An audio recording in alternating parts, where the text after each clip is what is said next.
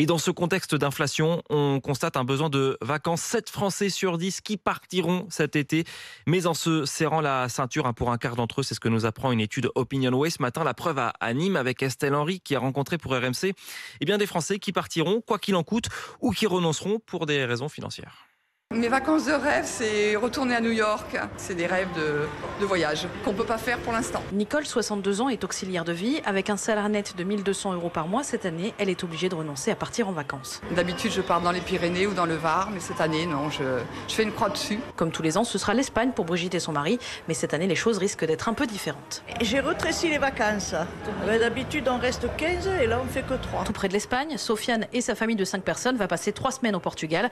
Entre le voyage et les dépenses sur place, son budget vacances a explosé. Je dois prendre un crédit s'il faut pour financer une partie de mes vacances. C'est obligé.